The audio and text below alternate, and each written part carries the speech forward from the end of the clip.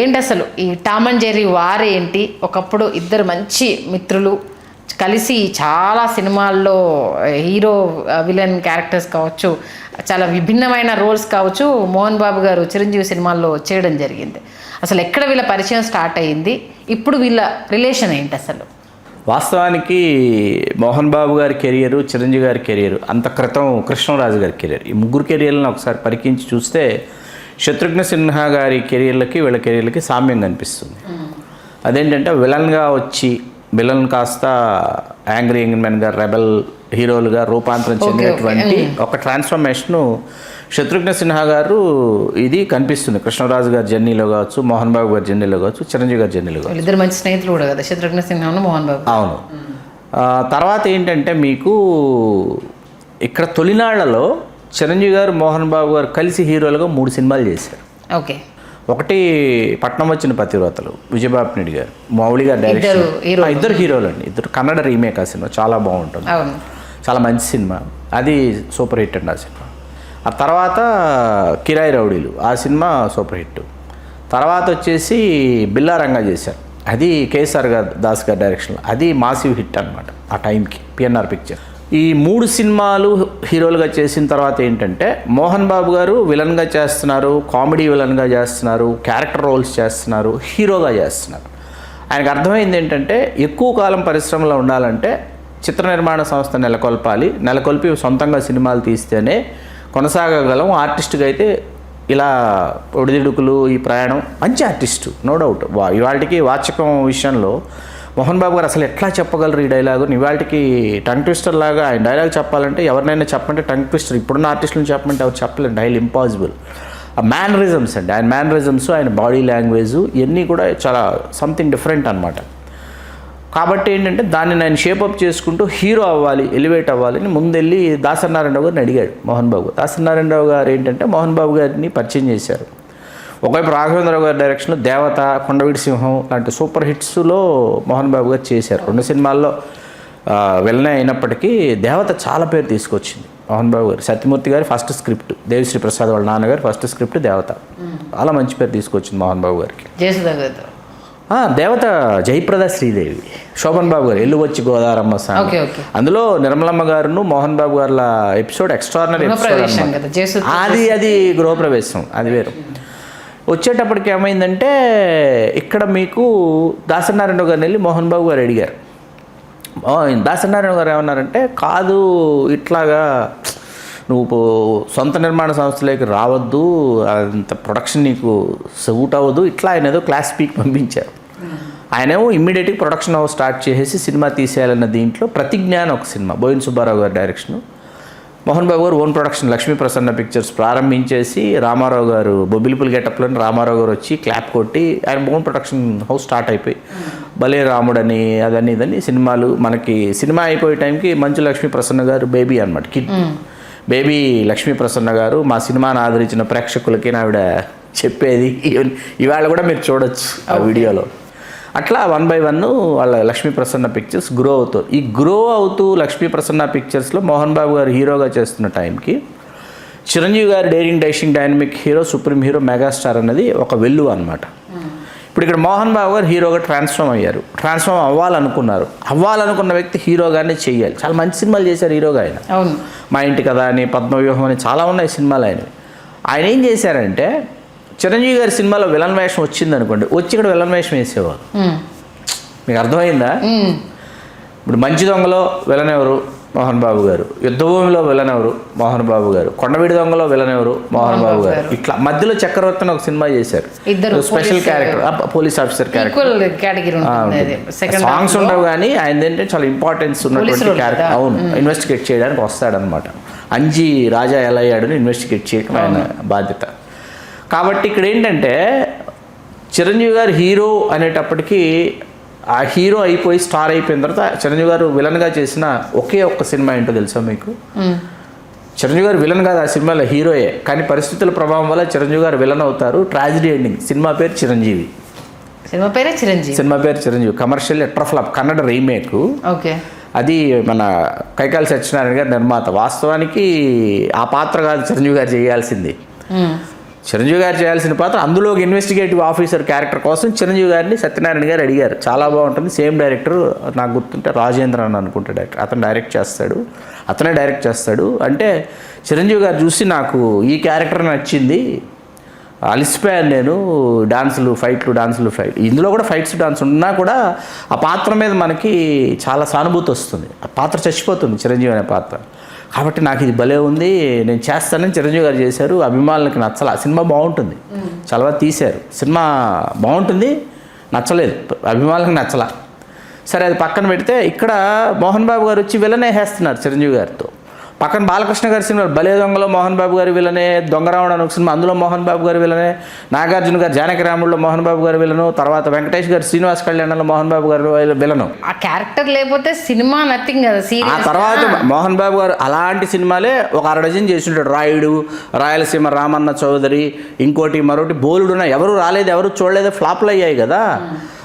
ఆయనకేంటంటే చిరంజీవి గారిని ఎందుకు ఇంత అభిమానించేస్తున్నారు, చిరంజీవి గారికి ఎందుకు ఇంత ప్రేమించేస్తున్నారు చిరంజీవి గారిని అనేటటువంటి ఒక ఓర్వలేనితనం అయితే ఉందండి. ఓర్వలేనితనం అయితే మోహన్ బాబు గారు ఉంది. అది లేదు కాదు అని చెప్పడానికి లేదు. అది ఎక్కడ ఎప్పుడు ఎలా బయటపడిందంటే పద్మభూషణ్ వేడుకలో చిరంజీవి గారికి పద్మభూషణ్ వచ్చి ఒక పండగ వాతావరణంలో పరిశ్రమ అంతా చిరంజీవి గారిని ఆయన్ని అభినందించి ఆశీర్వదించి, అమితాబ్ బచ్చన్ గారు వచ్చి కింగ్ ఆఫ్ ఇండియన్ సినిమా అని చెప్పి చిరంజీవి గారిని కీర్తిస్తున్నటువంటి ఆ నేపథ్యంలో మహేష్ బాబు గారు వచ్చి గంటసేపు కూర్చున్నారు ఆ వేడుకలో. అసలు ఊహించగలరా, మహేష్ బాబు గారు వచ్చి నాన్నగారు రాలేకపోయారు ఫ్రమ్ హిస్ హెల్త్ కండిషన్స్ ఏదైనా కావచ్చు అని మహేష్ బాబు గారు వచ్చి కూర్చున్నారు. మీకు అర్థమవుతుంది కదా ఎవరెవరిని పిలవాలి, ఆ ఈవెంట్లో ఎవరెవరిని పిలవాలి, ఎట్లా చేయాలి, ఎవరెవరి పేర్లు ఒక ఇన్విటేషన్ అది తయారు చేసి అన్నప్పుడు రాఘవేంద్ర గారితో డిస్కస్ చేయడానికి నేనే వెళ్ళా. ఓకే, రాఘవేంద్ర గారితో డిస్కస్ చేయడానికి వెళ్ళినప్పుడు ఎవరెవరిని పిలవాలి, ఎట్లా పిలవాలనుకున్నప్పుడు మహేష్ బాబు గారి పేరు రాఘవేంద్ర గారు నేను కలిసి ఫైనల్ చేశాం. మీకు అర్థమవుతుంది కదా. నేనన్నా సార్ మహేష్ బాబు గారు వస్తారా అన్న రాఘవేంద్ర గారితో, సరదాగా అన్న మహేష్ బాబు గారు వస్తారా సార్ అన్న, అంటే వస్తాడయ్యా అన్నారు. వచ్చారు మహేష్ బాబు గారు వచ్చి, ఇంతమంది దిగ్గజాలు చిరంజీవి గారితో చేసిన హీరోయిన్స్ అందరూ ఉన్న ఆ వేడుకలో మోహన్ బాబు గారు ఏంటంటే అభ్యంతరకరమైనటువంటి ఒక ప్రసంగం. నాకు చిరంజీవి గారికి మధ్యలో ఎవరో అచ్చేశారు ఇచ్చేశారు, మమ్మల్ని ఇద్దరిని కలవకుండా ఇచ్చేశారు అచ్చేసారు ఏంటంటో మాట్లాడితే దానికి పవన్ కళ్యాణ్ గారు ఇవ్వాల్సిన రిటార్టు పవన్ కళ్యాణ్ గారు ఇచ్చారు. చిరంజీవి గారు కూడా అవార్డుకి సంబంధించి కూడా ఒక స్టేట్మెంట్ కూడా పాస్ చేశారు. అది తర్వాత అది వజ్రోత్సవ వేడుక. ఓకే, ఇది పద్మభూషణ్ వేడుక. ఇది 2006. 2007 వజ్రోత్సవం. 2007 వజ్రోత్సవానికి ఆ వేడుకకు ముందు ఒక విషయం చెప్పాలి. ఎందుకంటే ఇది పూర్తిగా నాకే తెలిసిన నేనే ఇన్వాల్వ్ అయినటువంటి విషయం ఇది. ఓకే, 75 మందిని ఎంపిక చేశారండి. ఓకే, అందరూ సినిమా హీరోయిన్లంతా ఉండాలి అన్న అది వేరు, అది అయిపోయిందండి. చిరంజీవి గారు పద్మభూషణ్ ఈవెంట్ అయిపోయింది. ఓకే, 2007 వజ్రోత్సవ వేడుకలు వచ్చినాయి.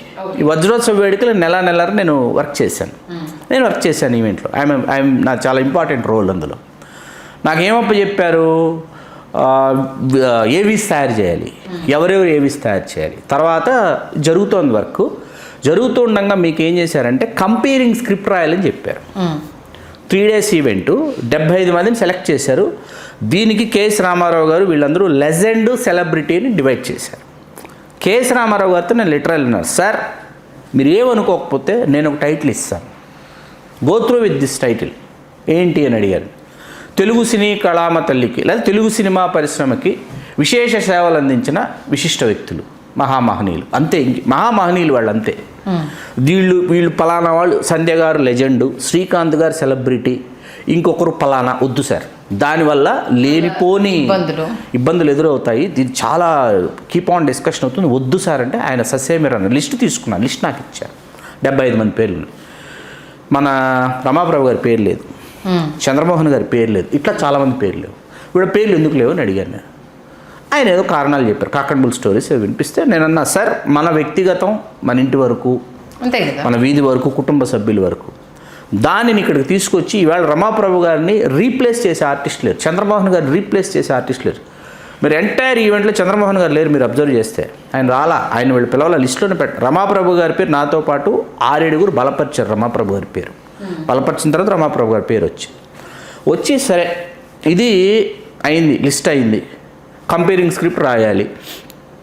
రాసే టైంకి ఏంటంటే నేను బ్లడ్ బ్యాంకు వేరే ఇంకా ఉన్నాయి బ్లడ్ డొనేషన్ క్యాంపులు బిజీలో దొరకట్లా నేను వీళ్ళకి. వన్ ఫైనల్ డే దొరికిన తర్వాత ఛాంబర్లో మాట్లాడదాంరా అని చెప్పి తమ్మారెడ్డి భరద్వాజ్ గారు తీసుకెళ్ళి రూమ్లోకి పంపించి తలుపేసి తాళం పెట్టేశారు. తలుపేసి తాళం పెట్టేస్తే ఏంటి సార్ తాళం వేశారంటే కంపేరింగ్ స్క్రిప్ట్ రాసేందుకు తలుపు తాళం తీయటం లేదు. ఓకే, ఇది గూగుళ్ళు యూట్యూబ్లు ఏమీ లేని కాలం. లోపల లిస్టు బండిల్ పేపర్స్ పెన్నులు ప్యాడ్ ఉన్నాయండి. రాత్రి వరకు కూర్చొని రాస్తూనే ఉన్నా. ఒక్కొక్కరి గురించి ఒక A4 షీట్. నేను రాసినవే మీకు బాలసుబ్రహ్మణ్యం గారు చెప్పిన, సుహాసిని గారు చెప్పిన, రాజేంద్ర ప్రసాద్ గారు చెప్పిన, పరిశ్రమకి ప్రేక్షకులకి మధ్య దర్వాజా, తమ్మారెడ్డి భరద్వాజ, ఇవన్నీ కూడా అప్పుడు రాసినవి కూర్చుంటే అక్కడ గదిలో. ఓకే, దాని గురించి చాలా అప్రిసియేషన్ వచ్చింది. అసలు ఒక రెఫరెన్స్ లేదు, ఒక బుక్కులు లేవు, ఏమీ లేవు, కూర్చుని 75 మంది గురించి రాసుకుంటూ వెళ్ళిపోయావు అని చెప్పి అప్రిసియేషన్ వచ్చింది. అయిపోయింది. ఆ రోజు మళ్ళీ డిస్కషన్ అండి. సార్ వద్దు సార్, లెజెండ్ సెలబ్రిటీ వద్దు సార్, ఆల్ ఆర్ లెజెండ్స్, అందరూ లెజెండ్సే సార్, అందరూ లెజెండ్స్ని పెట్టాలంటే వెనలా తీసుకెళ్ళి దాన్ని అక్కడ పెడితే ఎవడో సిల్లీ ఫెలో దీన్ని లెజెండ్ సెలబ్రిటీ చేశాడు అని మన మోహన్ బాబు గారు స్టేజ్ పైన మాట్లాడటం, దానికి దాసనారాయణరావు గారు మాట్లాడటానికి ముందు చిరంజీవి గారు ఆ రోజు ప్రతిస్పందించకపోతే అక్కడి నుంచి ఏంటంటే ఇదంతా చిరంజీవి గారు చేశారన్నట్టు తయారైంది. చిరంజీవి గారు ఈ డివిజన్ తీసుకొచ్చారని మోహన్ బాబు గారు చెప్పాలని చిరంజీవి గారికి తెలియదు. ఈ కైండ్ ఆఫ్ అవార్డు ఉంది, ఇలా దీనికి పేరు పెట్టారు, దీనికి పేరు పెట్టారని చిరంజీవి గారికి అక్కడికి వచ్చేంతవరకు చిరంజీవి గారికి తెలియదండి. అక్కడికి వచ్చాక తెలిసిన తర్వాత మోహన్ బాబు గారు ఏం చేస్తున్నారంటే ఇది మొత్తం చిరంజీవి గారికి ఆపాదించాలని ప్రయత్నిస్తున్నాడు మోహన్ బాబు గారు. అర్థమైంది కదా. ఆ రోజు చిరంజీవి గారు ప్రతిస్పందించడం అనేది ఇట్స్ వెరీ రైట్ రియాక్షన్. ఇచ్చిన తర్వాత ఏంటంటే అక్కడి నుంచి అది సద్దుమణగటం అది జరిగినా కూడా ఏంటంటే మోహన్ బాబు గారికి ఏంటంటే అలా ఉండిపోయింది. అది ఆయనకి ఏంటంటే నాకంటే ఎక్కడికో ఎన్నో ఎత్తులకి ఎదగలేని ఎత్తులకి చిరంజీవి గారు ఎదిగారు అనేటటువంటిది ఆయనకి ఉండిపోయి చిరంజీవి గారికి 2006లో పద్మభూషణ్ వస్తే మరుసటి ఏడాది కృష్ణ గారికి ఏమీ రాలేదు. కృష్ణ గారి ప్రపోజల్స్లోకి వెళ్ళిందండి. కృష్ణ గారికి ఎందుకంటే is a studio owner, producer, writer, director, 300 films ఇది వచ్చింది. కృష్ణ గారికి వస్తే మోహన్ బాబు గారు వెళ్ళి త్రూ సుబ్రహ్మణ్యరెడ్డి గారి ద్వారా పద్మశ్రీ తన ప్రపోజల్స్లో పద్మశ్రీ కోసం తను ప్రయత్నించి పద్మశ్రీ సాధించుకుని ఆ మరుసటి ఏడాది కృష్ణ గారికి పద్మభూషణ్ వచ్చింది. అదేంటంటే చిరంజీవి గారు అనేటప్పటికీ ఆ వేడికి ఏంటంటే చిరంజీవి గారి పద్మభూషణ్ కూడా ఆ సమయంలోనండి సంధ్య గారు ఆ వేడికి ఎందుకు చేశారంటే అందరూ మోహన్ బాబు గారికి వచ్చినప్పుడు పద్మశ్రీ చేయలేదు ఇండస్ట్రీ, కృష్ణ గారికి పద్మభూషణ్ వచ్చినప్పుడు ఆ తర్వాత చాలామందికి వచ్చినాయి. రామానాయుడు గారి వరుసగా చాలామంది మన పద్మ పురస్కారాలు అంది వచ్చాయి. చిరంజీవి గారి టైంకి ఏంటంటే బిఫోర్ చిరంజీవి గారికి పద్మభూషణ్ ఇవ్వడానికి ముందు సో మెనీ ఇయర్స్ తెలుగు సినిమాకి నేషనల్ వైడ్ అసలు ఏ విధమైన ప్రాధాన్యత లేదు. ఇండియన్ పనోరమాకు కూడా తెలుగు సినిమా సెలెక్ట్ కావటంలా. అటువంటి ఒక టైం అనమాట. అంటే ఒక చులకన భావం తెలుగు సినిమా పరిశ్రమ మీద ఉన్న సమయంలో చిరంజీవి గారికి పద్మభూషణ్ వచ్చింది. ఒక్కసారిగా తెలుగు సినిమా పరిశ్రమలో హర్షాతిరేకాలు వెల్లువెత్తాయి. అమ్మయ్య మనకు జాతీయ స్థాయిలో ఒక గుర్తింపు చిరంజీవి గారి వల్ల, అబ్బా పద్మభూషణ్ అని చెప్పేసి వాళ్ళు క్లియర్లీ మెన్షన్డ్. పద్మభూషణ్ అనే పురస్కారం ఇచ్చారు కదా, చిరంజీవి అని రాశారనుకోండి, బ్రాకెట్లో కళలు అని మెన్షన్ చేశారు.